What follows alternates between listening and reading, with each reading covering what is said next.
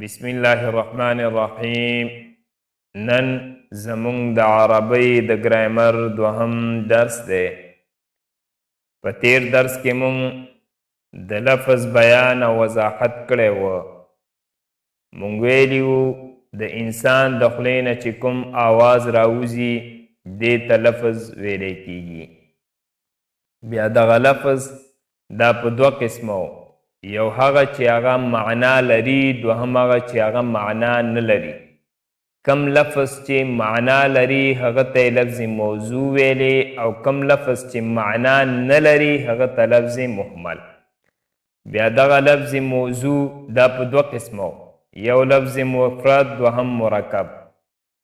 مفرد دا هغه یو لفظ ته ویلی کیږي چې په یوه معنا باندې دلالت کوي، لفظ هم یوي معنا یې هم یوه وي، هغې ته چې دی لفظ مفرد وایي. مرکب د هغې لفظ ته ویلی کیږي چې د دوه یا زیاتو کلمو د یو ځای کولو نه وروستو جوړ شوی وي یا جوړیږي. په هغې کې به دوه کلمې یا دوه لفظونه وي یا د دوو نه به زیات الفاظ وي په لفظ مرکب کې. بیا د دې لفظ مفرد درې قسمونه موږ ویلي وو، یو اسم، دوهم فعل، دریم حرف. د اسم تعریف او وضاحت موږ کړی و چې اسم څه ته وایي. موږ ویلي وو اسم د هغه کلمې ته وایي چې د بلې کلمې د یو ځای کولو نه بغیر خپله معنا باندې دلالت کوي، خپله معنا کوي، او د درې زمانو نه یوه زمانه هم پکې نه وي. لنډ مو داسې ویلي چې اسم دا نوم ته ویلی کېږي، که هغه بیا نوم د کم شخص وي یا د کم ځای وي یا د کم څیز وي یا د کار نوم وي، نو دې ته اسم ویلی کېږي. او فعل د هغه کلمې ته وایي چې د بلې کلمې د یو ځای کولو نه بغیر خپله معنا کوي، په خپله معنا دلالت کوي، خو د درې زمانو نه یوه زمانه هم پکې وي، یا تیره شوې زمانه پکې وي یا موجوده یا روانه زمانه. او حرف د هغې کلمې ته ویلې چې تر څو پورې د دې حرف سره بله یوه کلمه نه وي یو ځای شوې، تر هغه پورې دا خپله معنا نه کوي، تر هغه پورې دا په خپله معنا باندې دلالت نه کوي. نو د عربۍ ژبې چې څومره هم الفاظ دي هغه د دقې درې قسمونو نه بهر نه دي. هغه به یا اسم وي یا به فعل وي یا به حرف وي، په دې دریو کې به خامخا یو وي. د عربۍ چې څومره هم الفاظ دي به خامخا لازما په دې درې قسمونو کې یو قسم خامخا وي، یا به اسم وي یا به فعل وي یا به حرف. دارنګې د قرآن کریم چې هم څومره الفاظ دي هغه هم دقه درې قسمونو کې به یو قسم لازمن وي. اوس به موږ څرنګه پیژنو چې دا اسم دی، دا فعل دی او دا حرف دی؟ دا به موږ څنګه پیژنو؟ څه رقم به معلوموو یو لفظ موږ چې دغه لفظ اسم دی، که دغه لفظ فعل دی او که دغه لفظ حرف دی؟ نو په نن درس کې به د دې په باره کې انشاءالله الرحمن موږ بیان او وضاحت کوو. زموږ درس نن د دې په باره کې دی چې موږ به اسم څنګه پیژنو، یو دارنګې فعل به څنګه پیژنو، دارنګې حرف. یو لفظ چې زموږ مخې ته راشي نو موږ به څه رقم معلوموو چې دا لفظ اوس اسم دی، که دا لفظ فعل دی او که دا لفظ حرف دی. نو دا خبره یاد ساتئ، هر یو څیز چې هغه پیژندلی شي، هغه معلومولی شي، نو هغه څیز هغه په خپلو علامو او په خپلو نښو باندې پیژندلی شي. دارنګې یو شی چې د بل شي نه جدا کولی شي، نو هغه د هغه څیز په نښو او علامو باندې جدا کولی شي. د هغې څیز به څه نښې وي، څه علامې به وي، نو په هغې باندې هغه پیژندلی هم شي، د بل یو څیز نه څه کولی شي، جدا کولی هم شي. نو په نن درس کې به مونږ د دې اسم، فعل او حرف علامې ووایو. چې د اسم علامې څه شی دي، چې دا علامې مونږ ته یادې وي، نو انشاءالله الرحمن بیا به مونږ کله هم نه خطا کیږو. کله به هم بیا اسم ته فعل نه وایو او فعل ته به څه نه وایو، حرف نه وایو، او دارنګې حرف ته به اسم نه وایو. نو نن درس زمونږ د دې علامو په باره کې دی. علامه چې دا علامه دا نښې ته ویلې کېږي او تاسو ته ما مخکې ویلې هر یو څیز دا په خپلې علامې او نښې باندې پیژندلی کېږي. نو د دې وجې نه موږ به هم دلته د اسم او فعل او حرف د دې درې واړو د پیژندلو نښې تاسو لپاره ذکر کړو چې موږ به څه رقم پیژنو چې دا اسم دی، دا فعل دی، دا حرف دی، یا موږ به څه رقم معلومو چې دغه لفظ دا اسم دی، دا فعل دی او دا حرف دی. نو اول به زه تاسو ته د اسم نښې او علامې ذکر کم او بیان کم. خو دا خبره په یاد ساتئ چې د اسم علامې دا ډېرې، لیکن دلته به زه د هغو څخه تاسو ته هغه غټې غټې او مشهورې علامې ذکر کم چې هغه 5 علامې او نښې دي. فی الحال تاسو دغه 5 علامې او نښې یادې کړئ. نو چېرته چې هم په یو لفظ کې د دغې 5 نښو او علامو څخه یوه نښه هم راغلې وه، یوه علامه هم راغلې وه، نو بیا سترګې پټوئ، په پټو سترګو باندې وایي چې دا لفظ اسم دی. د هغې 5 نښو او علامو څخه اولنۍ نښه د اسم دا ده، اولنۍ علامه دا ده چې په اول کې ال وي. هر هغه لفظ چې د هغې لفظ په اول کې ال راغلی وي، ال، نو هغه لفظ به اسم وي. هغې لفظ ته به څه وایو؟ اسم. هغه اسم دی. لکه الحمد لله رب العالمین. سورة الفاتحه چې راوالو موږ په سورة الفاتحه کې اولنی لفظ دی الحمد لله. اوس په دې الحمد لله کې دا اولنی لفظ چې دی الحمد، دغه لفظ اسم دی. اسم ولې دی؟ اسم ځکه دی چې د دې په اول کې د دې حمد په اول کې ال راغلی دی. موږ وویلې هر هغه لفظ چې د هغه په اول کې ال راغلی و، نو هغه اسم هغه لفظ چې دی هغه څه شی دی؟ اسم دی. دارنګې رب العالمین، العالمین دغه لفظ اسم دی. اسم ولې دی؟ اسم ځکه دی چې د دې عالمین په اول کې ال راغلی دی، العالمین. دارنګې الرحمن الرحیم، الرحمن او الرحیم. دارنګې الدین. نو اوله نښه او علامه مو زده شوه.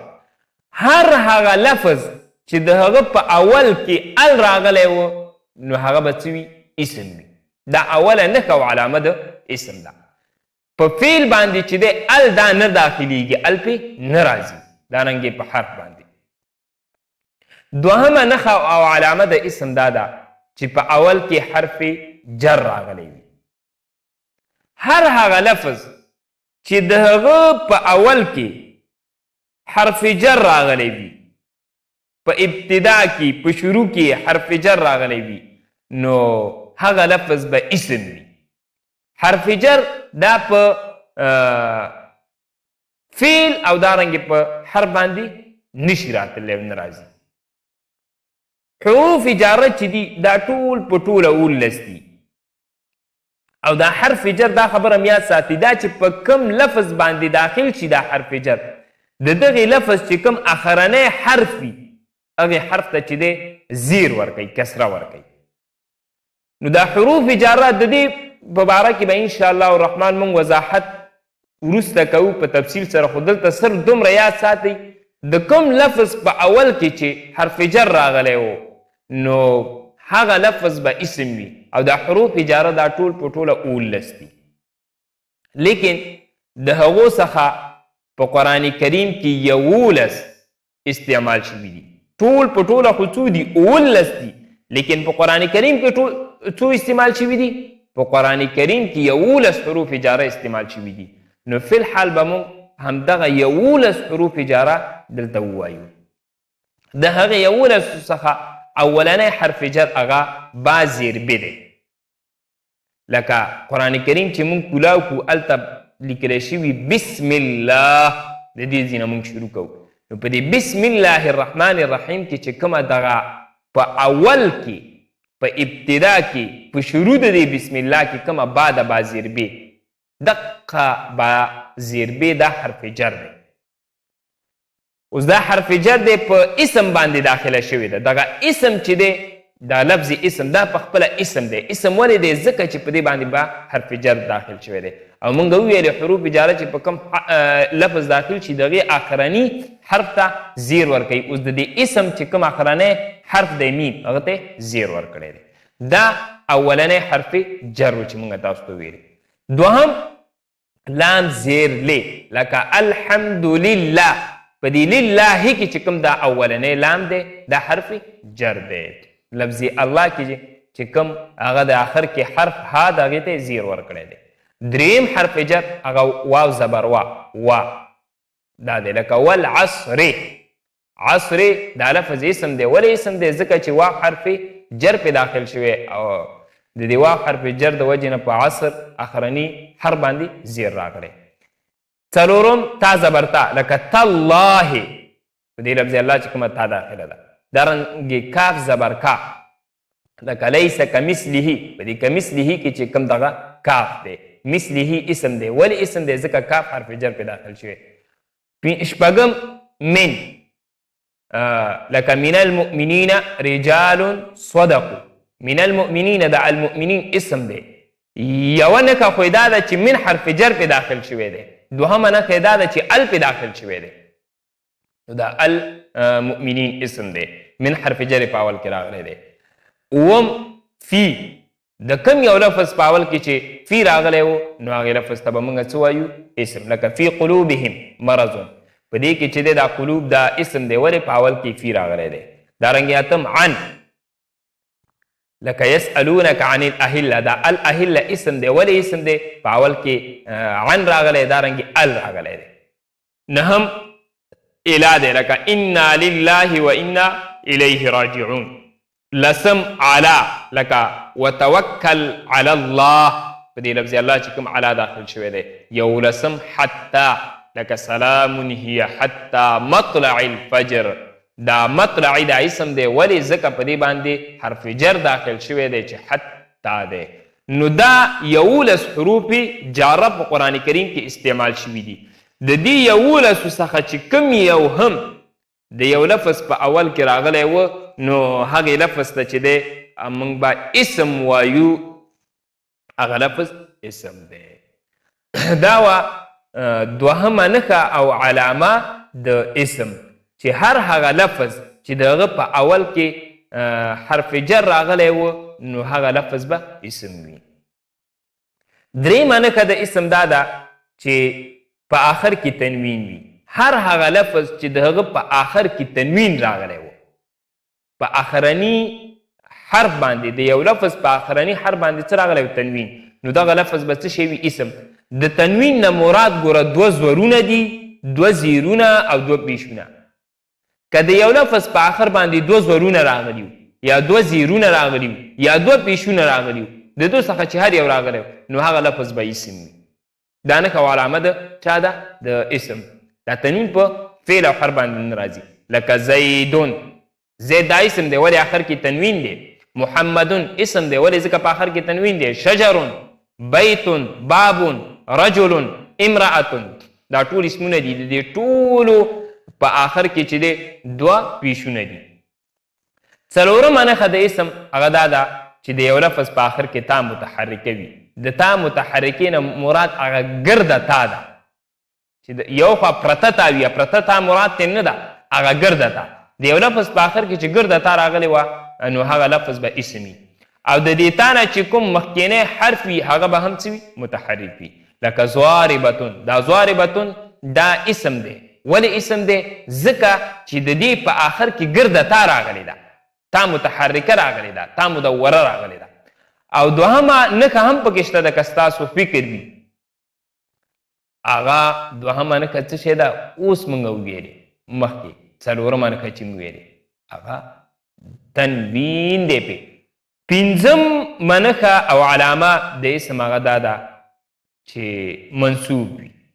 هر هغه لفظ چې هغه منصوب وي نو هغه به اسم وي. د منصوب نه مراد دا دی چې د یو شي طرف ته نسبت شوی وي یا د یو ځای طرف ته یا د یو شخص طرف ته د یو لفظ څه وي نسبت شوی وي نو هغه لفظ به څه وي اسم لکه مثلا افغانیون افغانستان طرف ته د ځای طرف ته څه دی نسبت شوی دی دارنګې لغمانیون لغمان طرف ته نسبت شوی دی دارنګې مدنیون د مدینې طرف ته څه دی نسبت شوی دی دا دي 5 علامې او نښې د اسم د دې 5 علامو د نښو څخه چې چېرته هم په یو لفظ کې یوه نښه هم موجود وه یوه علامه هم راغلی وه هغې لفظ ته به څه وایو اسم وایو راځو اوس د فعل علامې او نښې وایو د فعل هم ګوره ډېرې نښې او علامې دي لیکن د هغو څخه به مونږ 6 مشهورې نښې د فعل ذکر کړو د هغو څخه اولنۍ نښه د فعل او علامه د فعل دا ده چې په اول کې قد راغلی وي هر هغه لفظ چې د هغه په اول کې قد راغلی و نو هغه لفظ به فعل وي لکه قد نرا تقلبه دا نرا چې دی دا فعل دی ولې فعل دی ځکه چې د دې په اول کې قد راغلی دی دوهمه نښه او علامه د فعل دا ده چې په اول کې سین راغلی وي هر هغه لفظ چې د هغه په اول کې سین راغلی نو هغه لفظ به فعل وي لکه سیضربو دا په دې سیضربو کې دا یضربو فعل دی ولې ځکه چې د دې په اول کې سین راغلی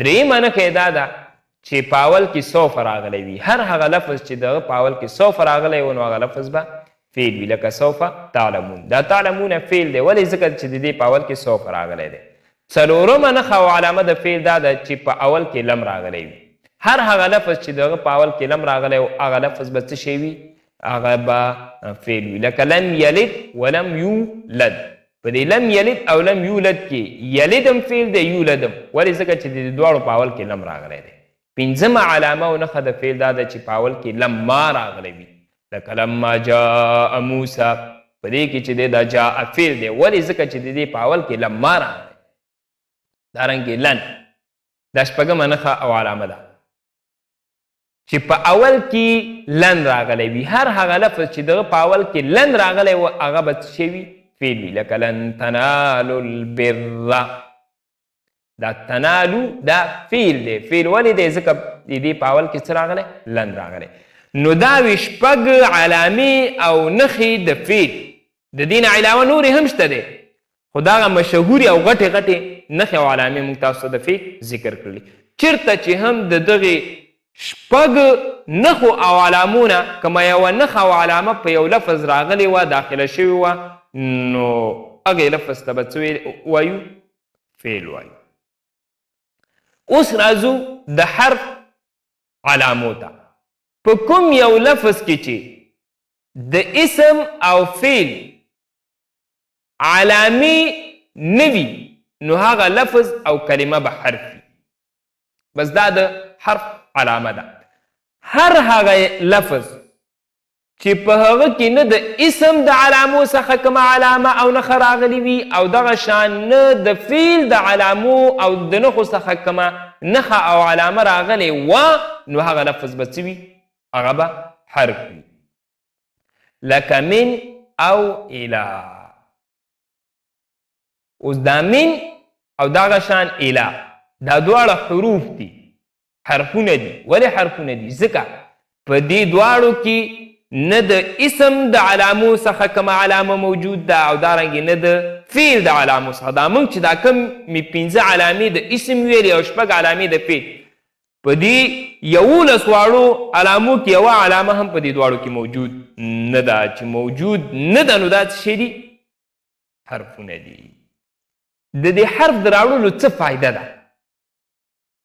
د دې حرف د راوړلو فایده په کلام کې دا وي چې دا د 2 اسمونو یا د 2 فعلونو یا د یو اسم او د یو فعل په منځ کې ربط یعنی تړون راولي تړون پکې څه کوي پیدا کوي کله د 2 اسمونو په منځ کې ربط ولي او کله د 2 فعلونو په منځ کې ربط او تړون راولي او کله د یو اسم او د یو فعل په منځ کې ربط او تړون پیدا کوي او راولي د دې دا فایده ده د دې حرف نو دا زمون د عربۍ د ګرامر دوهم درس چې په نن درس کې مونږ د اسم د فعل او حرف د پیژندلو نښې او علامې ویلې چې مونږ به اسم څه رقم پیژنو، اسم به څه رقم معلومو،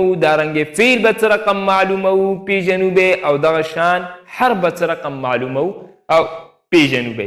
انشاءالله الرحمن را روان درس به زمونږ د اسم په باره کې وي، د اسم اقسام وغیره به مونږ په را روان درس کې وایو.